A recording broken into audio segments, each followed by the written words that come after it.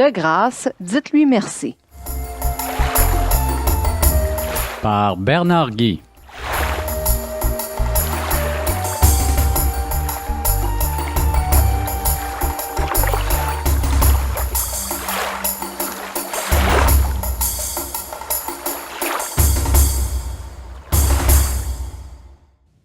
Harry Ironside a vécu de 1876 à 1951. Il a été professeur d'études bibliques, pasteur et auteur, a publié plus de 60 ouvrages et plusieurs brochures et articles. Durant 18 de ses 50 ans de ministère, il a été pasteur de la Moody Memorial Church à Chicago. Le docteur Ironside se trouvait un jour dans un restaurant et s'apprêtait à manger. Est-ce que je peux m'asseoir? Faites donc. Comme il en avait l'habitude, l'homme de Dieu pencha la tête et rendit grâce avant de commencer son repas.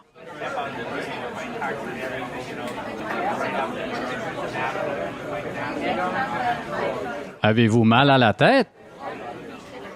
Non, je vais bien. Mais alors, y a-t-il quelque chose que vous n'aimez pas dans la nourriture? Non, je prenais simplement un moment pour remercier Dieu avant de manger. Ah, je vois. Vous êtes un de ces fanatiques religieux. Eh bien, moi, je ne rends jamais grâce. Je gagne mon pain à la sueur de mon front, et je n'ai pas à rendre grâce à quiconque pour cela. Aussitôt qu'on m'apporte mon assiette, je plonge sans attendre. Ah, je crois comprendre. Vous agissez exactement comme mon chien. Aussitôt son plat arrivé, il y plonge son gros museau sans penser une seconde à remercier Dieu. Il faut vraiment que l'homme soit aveugle pour penser que toutes les bonnes choses dont il profite viennent de sa propre main. Lui qui ne contrôle pratiquement rien, ni les pluies, ni les saisons, ni les vents, ni la température, ni même sa propre vie.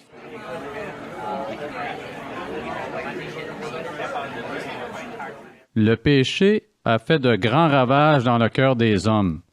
Il les a rendus égoïstes, rarement satisfaits et surtout aveugles. Dieu déverse ses bénédictions sur les hommes, mais ceux-ci refusent de voir sa bonne main comme étant la source de ces bénédictions, de cette abondance, de cette variété infinie de bonnes et belles choses non méritées. Dans l'Épître aux Romains, chapitre 1, au verset 19 à 21, il est dit, d'après la version en français courant, « Et pourtant, ce que l'on peut connaître de Dieu est clair pour tous. Dieu lui-même le leur a montré clairement. » En effet, depuis que Dieu a créé le monde, ses qualités invisibles, c'est-à-dire sa puissance éternelle et sa nature divine, se voient fort bien quand on considère ses œuvres. Les humains sont donc inexcusables. Ils connaissent Dieu, mais ils ne l'honorent pas et ne le remercient pas comme il convient de le faire à son égard. Leurs vacances d'été terminées, des milliers de gens auront visité les plus beaux endroits qui soient. Le lac Saint-Jean, la Gaspésie, l'île du Prince-Édouard, les îles de la Madeleine, Charlevoix, la région de Magog, les montagnes Blanches aux États-Unis et j'en passe. Ils auront admiré de magnifiques paysages, plongé leurs orteils dans de beaux lacs clairs, nagé dans les eaux salées de la mer. Ils auront été réchauffés par un soleil radieux, arrosés par des pluies abondantes. Ils auront respiré du bon air frais et pur. Mais très peu d'entre eux auront pris le temps de baisser ou de lever la tête en s'exclamant « Merci Seigneur pour toutes ces beautés, pour toutes tes bontés. Que tu es grand, que tu es magnifique. Merci de nous en mettre plein les yeux. Merci pour tous ces lacs, bassins exceptionnels d'eau potable. Merci pour ces montagnes, pâle reflet de ta grandeur. »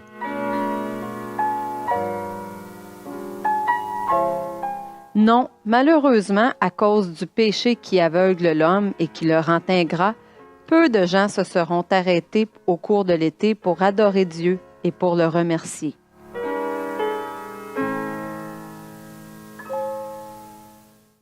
Les arbres sont chargés de fruits, les rayons des épiceries chargés de viande, de fromage et de légumes, les réfrigérateurs sont pleins, mais les cœurs et les bouches sont fermés.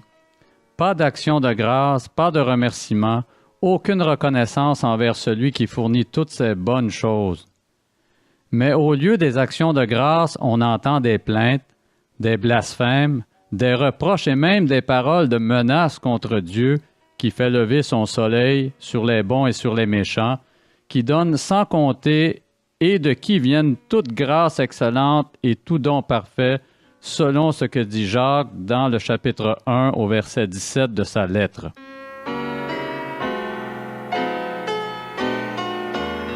Lors de son premier voyage missionnaire, Paul, accompagné de Barnabas, passa par la ville de Lystre, au sud-ouest de l'Asie. Les deux hommes y rencontrèrent un homme infirme qui n'avait jamais marché. Ils le guérirent au nom du Seigneur, mais ayant vu cela, les gens de la ville se mirent à dire, en parlant de Paul et de Barnabas, « Les dieux Jupiter et Mercure sont descendus auprès de nous sous une forme humaine. »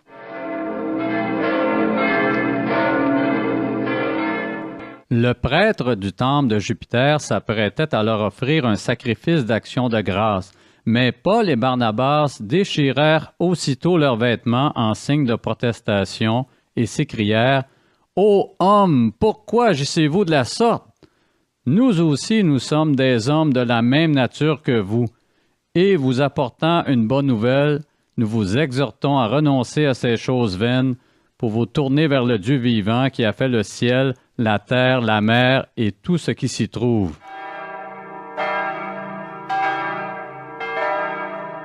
Ce Dieu, dans les âges passés, a laissé toutes les nations suivre leur propre voie, quoiqu'il n'ait cessé de rendre témoignage de ce qu'il est, en faisant du bien, en vous dispensant du ciel les pluies et les saisons fertiles, en vous donnant la nourriture avec abondance et en remplissant vos cœurs de joie.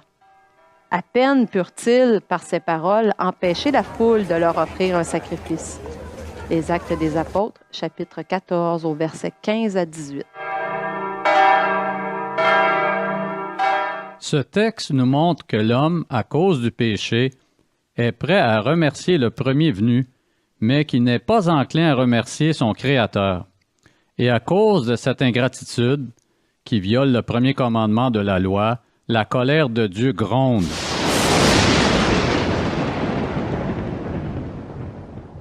Mais nous, les croyants qui connaissons Dieu, avons-nous le réflexe de le remercier, de lui rendre constamment grâce?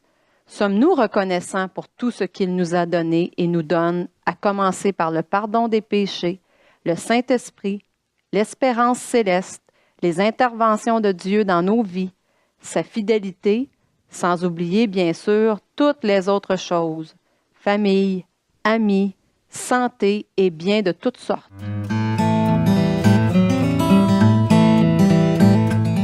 La volonté de Dieu n'est pas que nous le remercions de temps en temps pour telle et telle bénédiction en particulier et que nous vivions insatisfaits et mécontents le reste du temps. Dieu désire que ses enfants soient en tout temps remplis de reconnaissance envers lui. Je vous donne 3 bonnes raisons pour vous encourager à rendre continuellement grâce à Dieu.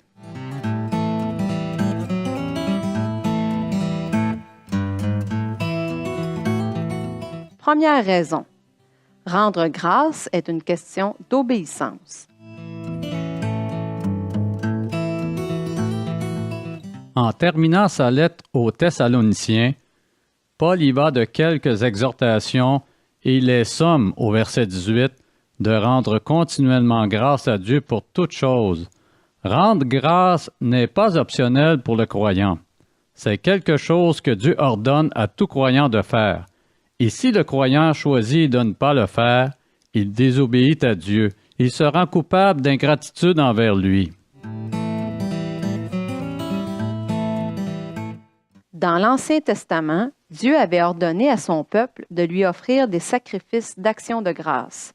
Ceux-ci étaient offerts soit en reconnaissance de bénédictions reçues, soit comme offrande volontaire pour lui exprimer son amour et son adoration, ou encore pour exprimer son besoin profond de renouveler la communion avec lui.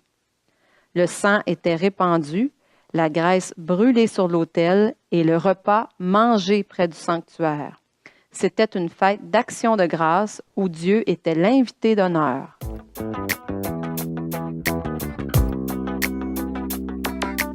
Dans le Nouveau Testament, Paul exhorte maintes fois les croyants à rendre grâce à Dieu.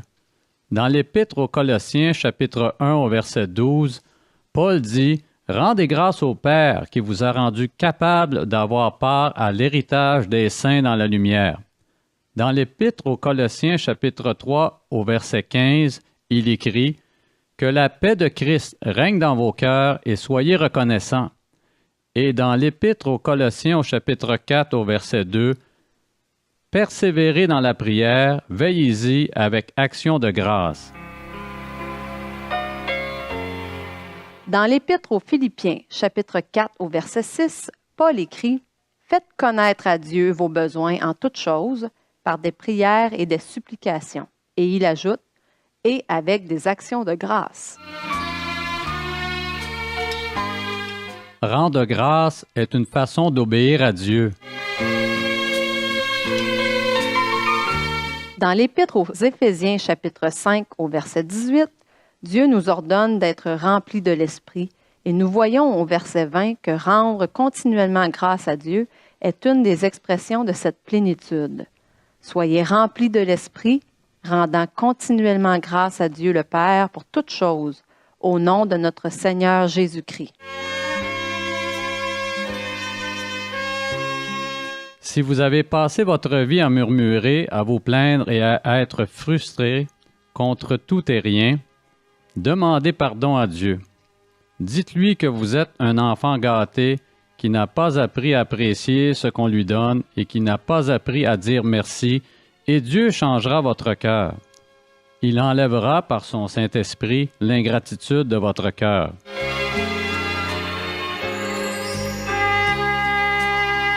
Voici un court témoignage s'intitulant « Pardonne-moi de me plaindre ».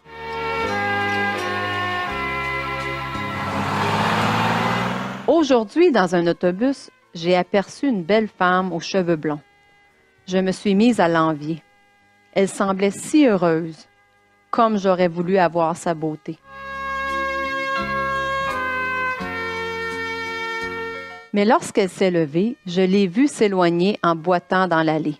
Elle n'avait qu'une jambe et s'appuyait sur des béquilles.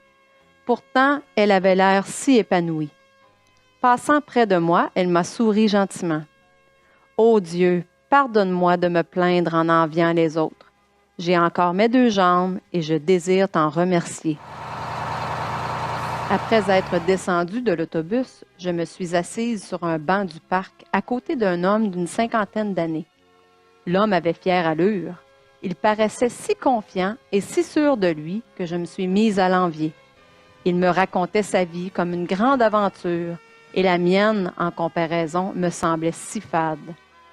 Pendant qu'il me décrivait ses nombreux voyages, la jalousie m'a envahi.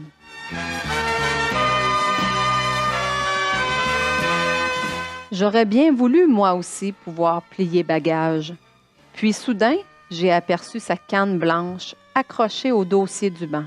« Ô Dieu, pardonne-moi de me plaindre en enviant les autres. J'ai deux yeux qui voient encore et je désire t'en remercier. » Après avoir quitté l'aveugle, j'ai fait la rencontre d'un enfant d'une beauté étonnante. On aurait dit un ange. Ses cheveux bouclés et ses grands yeux noirs me faisaient rêver. Assis bien tranquille sur les marches d'une estrade, il regardait jouer les autres. Je me suis alors approchée et lui ai demandé « Pourquoi ne vas-tu pas jouer avec eux, mon petit? » Il restait là, impassible, et continuait à regarder droit devant lui. C'est alors que j'ai compris qu'il ne m'entendait pas. « Ô Dieu, pardonne-moi de me plaindre. J'ai 2 oreilles qui entendent et je désire t'en remercier.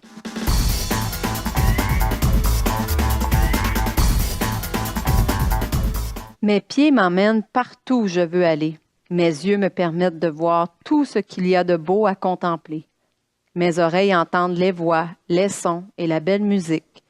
Je suis vraiment comblée, et pour cette envie que j'ai laissée naître dans mon cœur, je te prie, ô Dieu, de me pardonner. Tu me bénis si richement. Seigneur, pardonne-moi de me plaindre de façon si ingrate.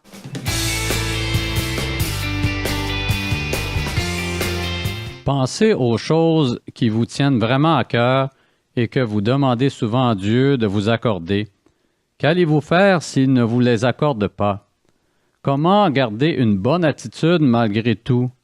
En apprenant à rendre grâce à Dieu par simple obéissance. Seconde raison. Rendre grâce nous force à voir la vie de façon positive.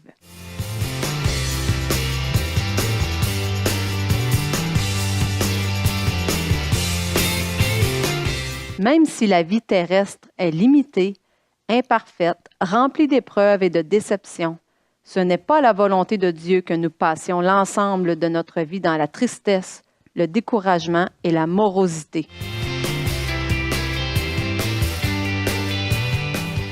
Il désire que nous jouissions de la vie en nous concentrant non sur les choses qui vont mal, non sur les choses que nous n'avons pas, mais sur tout ce qu'il nous a donné et nous donne encore de beau, de bon et d'agréable. Dieu est généreux. Ses bontés se renouvellent chaque matin. Ses bénédictions sont innombrables, mais il y a aussi des épreuves, des souffrances et des besoins non comblés. Et la question du bonheur qui se pose chaque jour à nous ne dépend pas vraiment de ce que nous avons ou n'avons pas, mais plutôt de ce sur quoi sont fixés nos regards.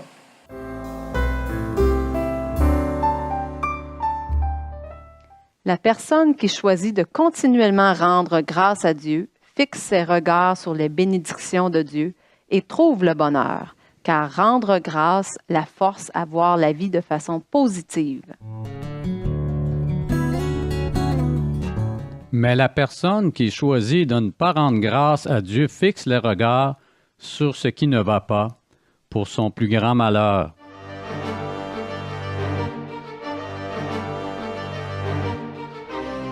Lorsque nous sommes aux prises avec un désir non comblé ou une prière non exaucée, nous avons tendance à ne plus voir les autres bénédictions que Dieu nous accorde et nous devenons insatisfaits et ingrats.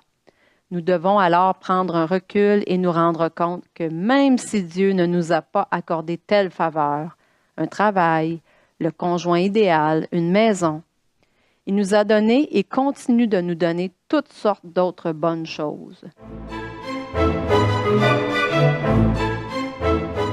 Matthew Henry, auteur du fameux commentaire biblique portant son nom, a écrit ce qui suit dans son journal après qu'un voleur se soit enfui avec son portefeuille. « Je veux d'abord te remercier, Seigneur, parce que je n'ai jamais été dévalisé auparavant. Et même s'il a pris mon portefeuille, le voleur ne m'a pas brutalisé ni blessé. De plus, même s'il a pris tout ce que j'avais, ce n'était pas beaucoup. Enfin, je te remercie, Seigneur, d'avoir été dévalisé plutôt que d'avoir moi-même, dans un instant de folie, dévalisé quelqu'un d'autre. » Ces quelques pensées circulant ces jours-ci sur Internet abondent dans le même sens. Si vous vous êtes levé ce matin en santé, vous êtes plus privilégié que le million de personnes qui seront mortes de maladie la semaine prochaine. Si vous n'avez jamais connu le danger d'une bataille, l'agonie de la torture ou l'étau de la faim, votre qualité de vie est plus grande que celle de 500 millions de personnes sur Terre.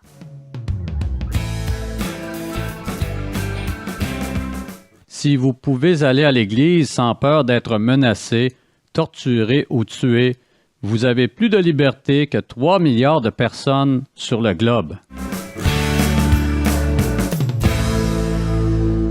Si vous avez de la nourriture dans votre réfrigérateur, des habits, un toit pour dormir, vous êtes plus riche que 75% des habitants de la Terre. Si vous avez de l'argent à la banque, dans votre portefeuille ou de la monnaie dans une petite boîte métallique, vous faites partie des 8% des personnes les plus privilégiées du monde.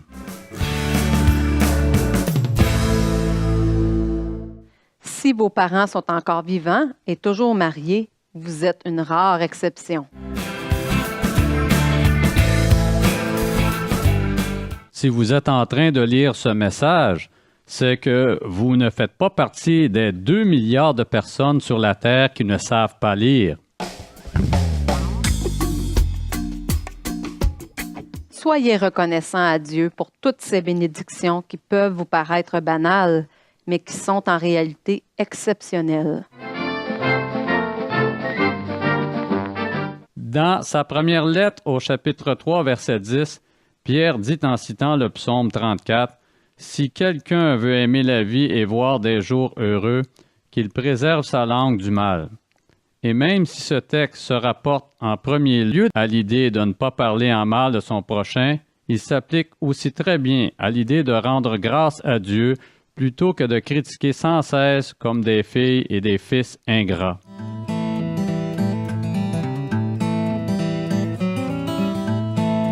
Rendre grâce à Dieu nous force à voir la vie de façon positive.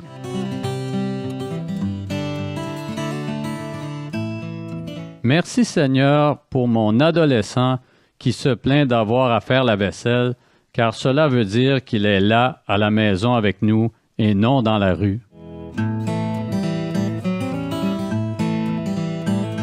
Merci Seigneur pour les impôts que je paie chaque année, car cela veut dire que tu m'as donné un bon emploi pour gagner ma vie.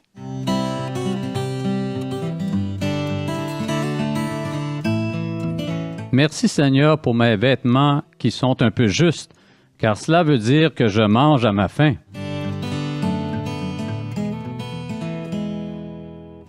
Merci Seigneur pour la pelouse à tondre, les fenêtres à nettoyer et les planchers à laver, car cela veut dire que j'ai un toit.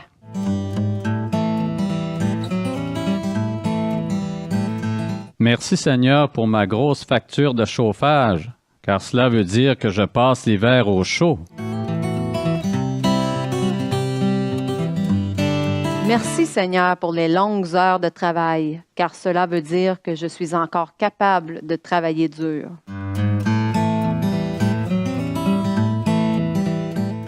Merci Seigneur pour la sonnerie de mon réveil matin qui me casse la tête, car cela veut dire que je suis encore vivant et que tu as préparé une autre belle journée pour ton enfant. Les gens aujourd'hui pensent avoir inventé le concept de la pensée positive, mais ce concept est vieux comme le monde. C'est en réalité un concept biblique. La vie n'est pas parfaite, mais Dieu m'aime et me comble, et à cause de cela, je suis heureux. Un certain homme était pessimiste et grognon. Il se nourrissait principalement de mauvaises nouvelles. Il avait l'habitude de concentrer son attention sur tout ce qui n'allait pas dans le monde et particulièrement dans sa propre vie.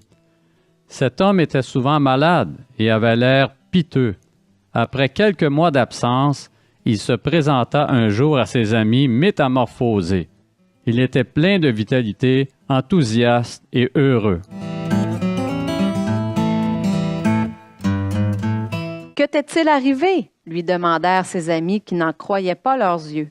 « Je suis une thérapie depuis un certain temps déjà, et cela me fait le plus grand bien. »« De quoi parles-tu donc? » Il s'agit de la thérapie de l'action de grâce. Chaque soir, avant de me coucher, j'ai pris l'habitude de penser à toutes les bonnes choses qui me sont arrivées durant la journée. J'en remercie Dieu et je m'endors ensuite comme un enfant heureux et comblé.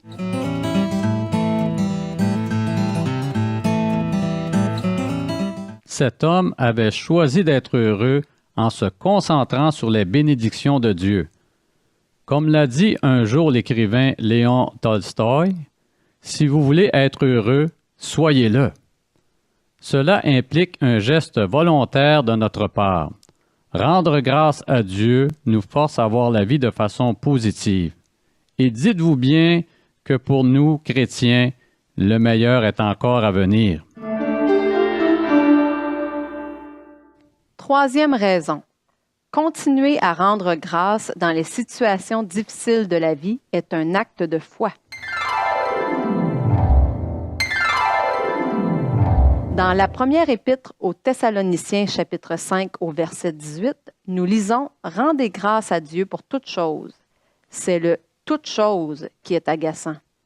Si le verset avait dit « Rendez grâce à Dieu pour toutes les bonnes choses de la vie », cela aurait rendu l'exercice plus facile. Qui aime les épreuves, les souffrances, les manques à gagner, les contretemps? Je ne parle pas ici, bien sûr, de circonstances qui seraient directement liées au péché, mais je pense à ces circonstances négatives qui nous tombent dessus sans que nous les ayons méritées et encore moins désirées. Devons-nous vraiment rendre grâce à Dieu pour ces épreuves? Mais pourquoi donc? Parce que Dieu a promis de se servir de chacune d'elles pour nous faire du bien, pour nous faire grandir et pour nous bénir. Je ne sais pas vraiment comment Dieu fait cela, mais c'est une vérité à saisir par la foi. C'est pourquoi rendre grâce est, dans certaines situations difficiles, une question de foi. Nous ne voyons pas et ne comprenons pas comment la souffrance ou l'épreuve pourrait se transformer en bénédiction, mais Dieu l'a promis et cela devrait nous suffire. Dieu n'a-t-il pas dit par la bouche de l'apôtre Paul dans l'Épître aux Romains chapitre 8 au verset 28 que toute chose contribuait au bien de ceux qui l'aimaient? Alors merci Seigneur pour mes maux de tête et mes migraines, pour les gens qui m'embêtent et me dévènent. On reconnaît un homme ou une femme de foi à sa capacité de remercier Dieu pour les choses désagréables de la vie.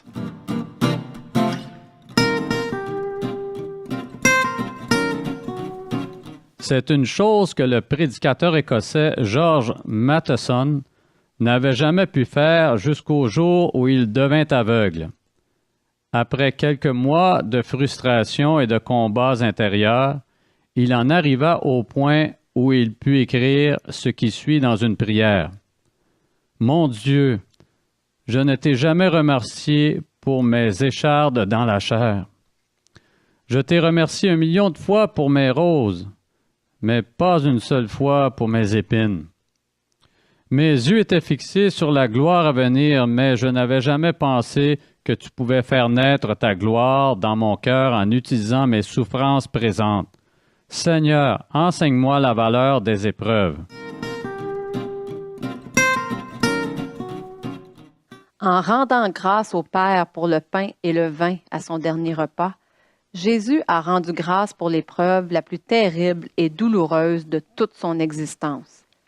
Mais cette épreuve, sa mort sur la croix et son sang versé, a été transformée par le Père en source de salut pour tous les hommes. Et Jésus, après avoir été abaissé, a été élevé dans la gloire au-dessus de tous. Quel privilège d'avoir un Dieu qui transforme nos moindres maux en croissance spirituelle et en bénédiction. Que Dieu nous accorde la grâce de lui demeurer reconnaissant, quelles que soient nos circonstances.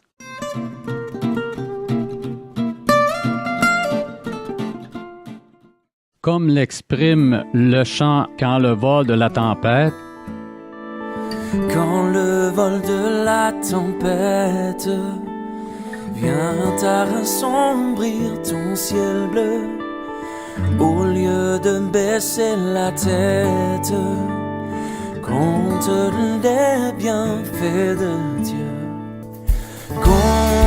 des bienfaits de Dieu, mets-les tous devant tes yeux, et tu verras en adorant combien le nom en est grand.